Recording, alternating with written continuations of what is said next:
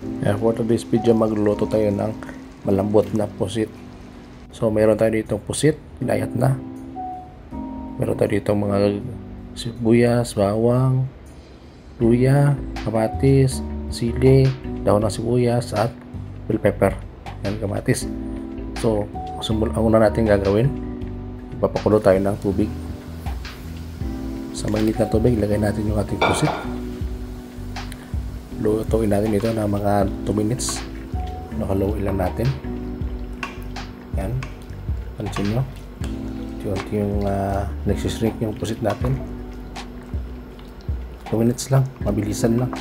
Para hindi kumunat yung pusit. Katapos nyan, i-drain natin yung ating pusit. Tatanggalin natin yung tubig at saka masabaw. Yan. Ayan natin na mababad konti. Saglit lang, 2 minutes.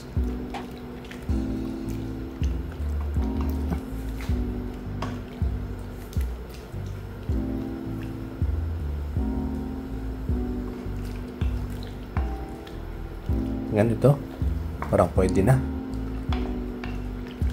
Kunin natin yatang strainer. Tatanggalin natin yung ating pusit.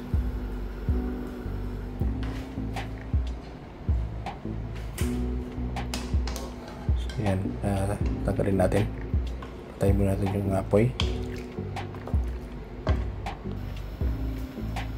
Yan, ito na po yung ating pusit. So, simulan natin yung pag-iisa. Patuyin muna natin yung kawali. Maglagay tayo ng mantika. Painitin natin. Lagyan natin yung bawang. Sunod sa bawang, lagyan natin yung sibuyas. Yan, saka yung luya. Tapos ng luya, sunod naman natin yung ating kamatis. Lahuloy lang natin yung kumalot yung ating kamatis. Yung lumabas yung katas niya. Saglit lang. Siguro mga 20 seconds. Depende sa kalakasan ng apoy natin. So makikita nyo na lumalabas yung katas sa ating kamatis. At natin isunod yung ating pusit.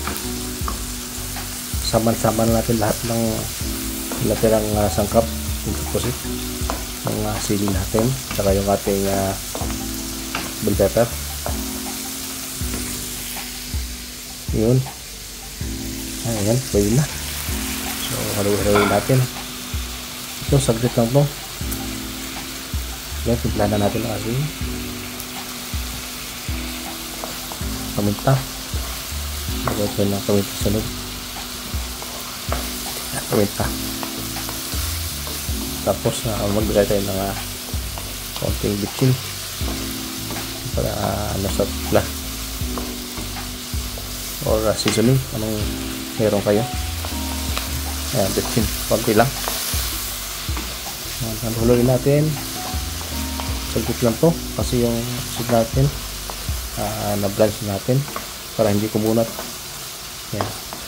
Tapos magbigay tayo ng kaunting suka. Hindi tayo magtutubig o sa labaw kasi may ilalabas pang katas yan yung ating pusit pag nagluto tayo. Yan, tingnan nyo, patubig na. May kaunting suka yan. So, na.